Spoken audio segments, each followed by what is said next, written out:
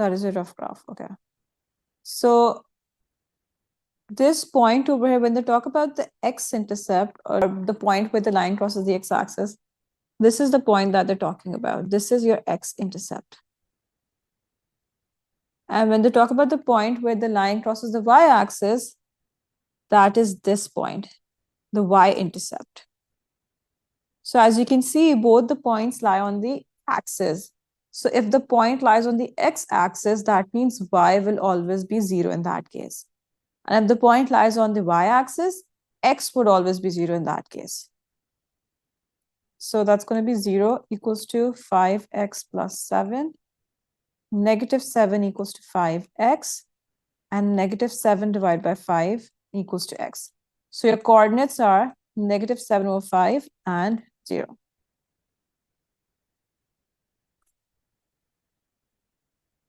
Question 14 says that we have this triangle, and on the grid, they want us to draw the image of triangle A after a reflection in the y-axis. So since it's a reflection in the y-axis, it's going to be a mirror image in the y-axis. So all the points are going to be equidistant from the y-axis. So first point comes over here. This point will come over here. And this point is going to come over here. So now we just connect the points. And this is your reflection in the y-axis. Then it says draw the image of a triangle A after a translation by the vector -3, -4. So the negative sign represents the fact that in the y coordinate part, it's going to move down. And in the x coordinate part, it's going to move on the left-hand side. So -3 and -4. So if I pick the coordinates first, let's translate them separately. We have 1, 1. We have 4, 2. And we have 3, 5. So translation is by -3 and -4.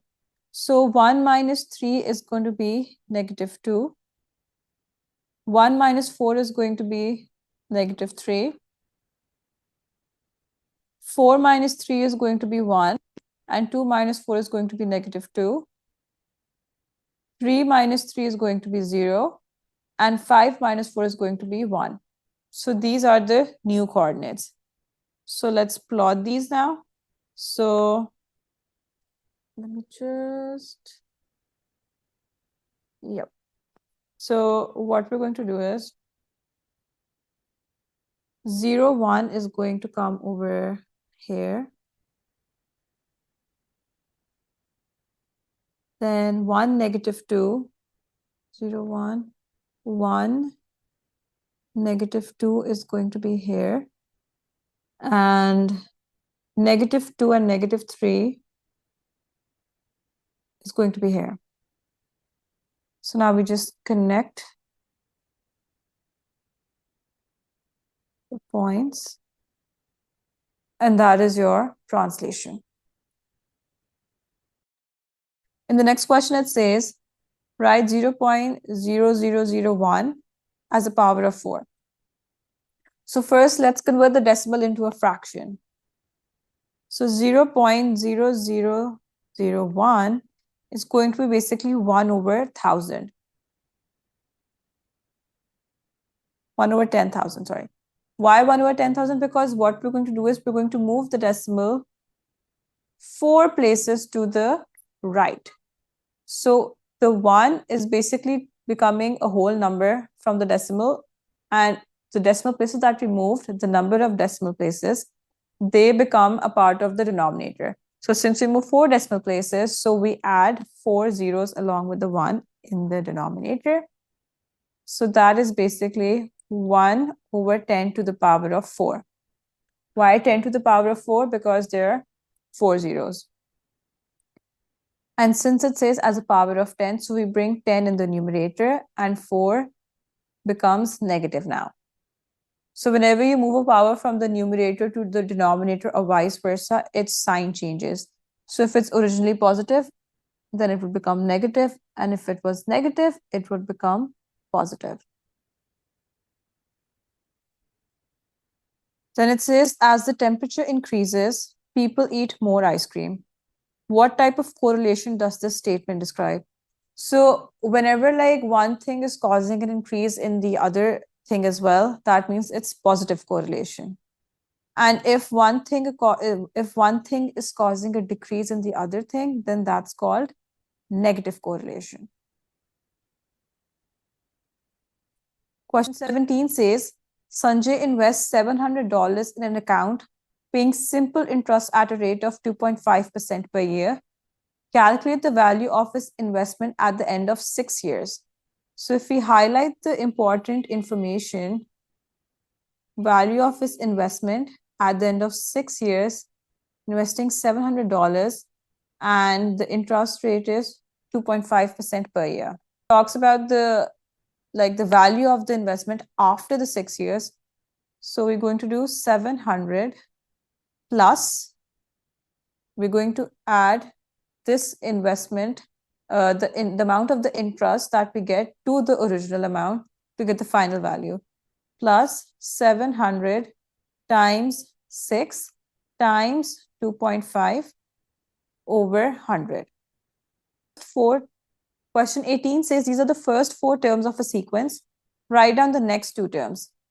So if we look at 1 and 23, there's a difference of 22. Between 23 and 45, there's a difference of 22. And between 67 and 45, there's once again a difference of 22.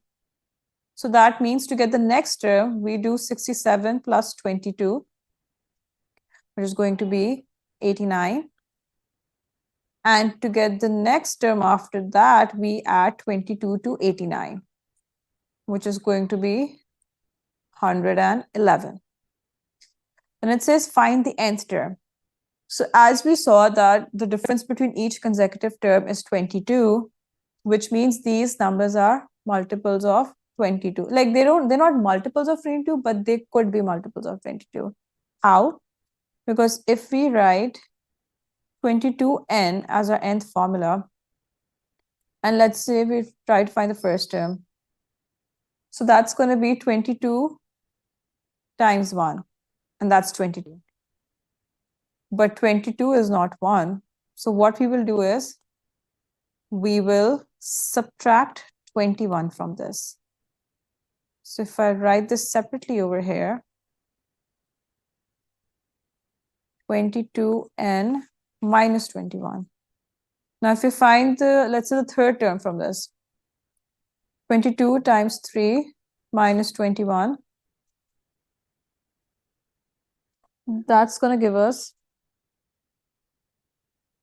45, which is the same as what's in the sequence.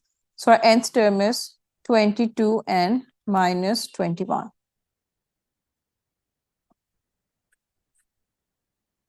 Question 19 says, simplify the following.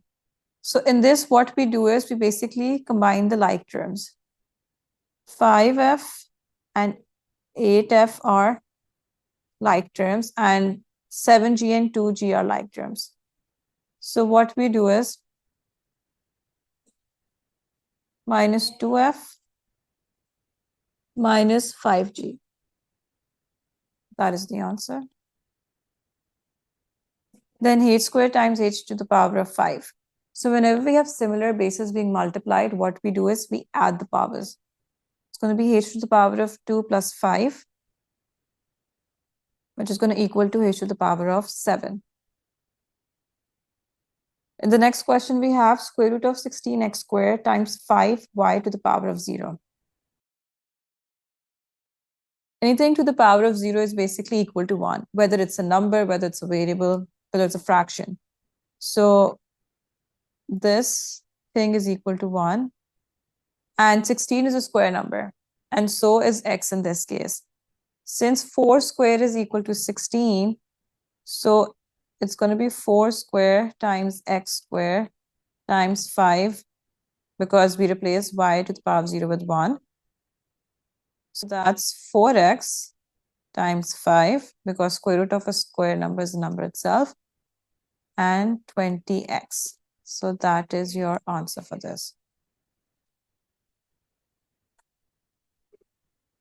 Question 20 says, Palavan has n marbles. He gives his sister n over 5 marbles. He gives his cousin n over 2 marbles. Write an expression in terms of n for the number of marbles that Palavan has now. So he had n marbles. He gives away n over 5 to his sister and n over 2 to his cousin. So this is the initial equation. And now what we do is we simplify it. So whenever we have fractions being added or subtracted, and we have unlike denominators, which is the case over here, what we do is we try to make the denominators equal. So what I'm going to do is I'm going to times this by 2 and times this by 5. And since we know 2 times 5 is 10, so I'm going to times this by 10. And since every whole number has like 1 as a denominator, so I wrote the 1 and 1 times 10. 10n over 10 minus 2n over 10 minus 5n over 10. So 3n over 10.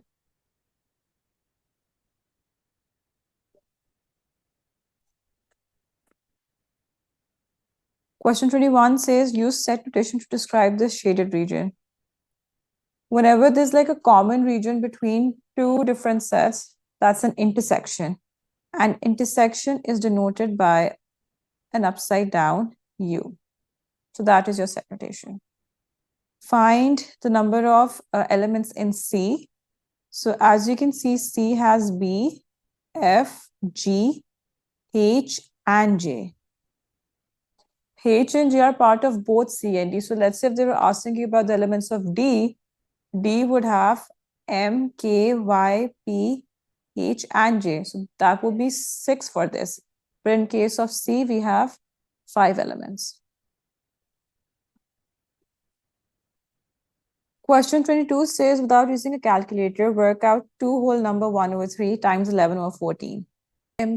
First, we'll convert the mixed number into an improper fraction. We multiply the denominator by the whole number and then add the result to 1. So it's going to be 2 times 3, which is 6, and 6 plus 1 is 7. So 7 over 3 times 11 over 14. We can simplify diagonally and vertically. So since we know 7 and 14 come in the same times table, and 7 times 1 is 7, and 7 times 2 is 14. So what we have is 11 over 3 times 2, which is 11 over 6. And to convert the mixed number into, to convert this improper fraction into a mixed number, we'll divide it. And that's going to be 5 for the remainder. So that's going to be 1 whole number, 5 over 6. Remainder is always your new numerator. Denominator remains the same, and quotient becomes the whole number. Expand and simplify. So whenever we expand in 2 brackets, what we do is we multiply the first term in the first bracket with both the terms of the second bracket, and then second term of the first bracket gets multiplied with both the terms of the second bracket. So that x times x minus 5 plus 3 times x minus 5, just x squared minus 5x plus 3x minus 15. Combine the like terms, so x squared minus 2x minus 15. That is your answer for this.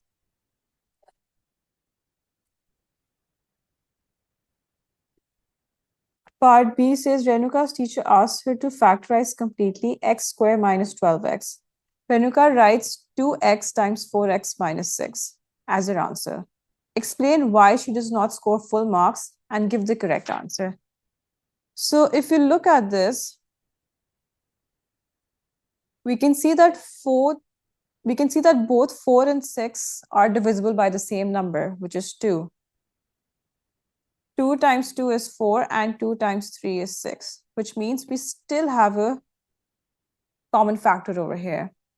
So instead of writing 2x times 4x minus 6, what she should have written was 4x times 4x times, it should have been 4x times 2x minus 3. That is the correct answer.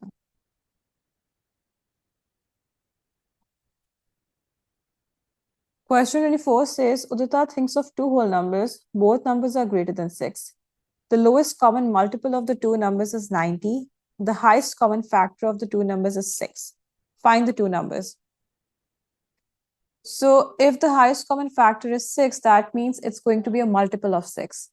So multiples of 6 are 6, 12, 18, 24, 30, 36, and so on. Now, the lowest common multiple of the two numbers is 90. So if we look at 90, 90 has factors of 9 times 10. We have 45 times 2. And if we divide 90 by 6, 90 divided by 6 is going to be 15. So there's 15 times 6. And if we divide 90 by 12, that's a decimal. 90 divided by 13 is also decimal. 19 divided by 14, 15 is already done.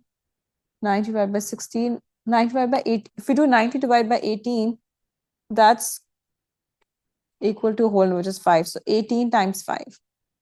Now, if we do 90 divided by 24, that's a decimal.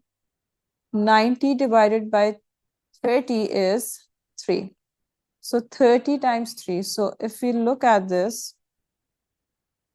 30 are multiples of 6 and are factors of 90, which means these are our numbers, which are also greater than 6, and there are two whole numbers.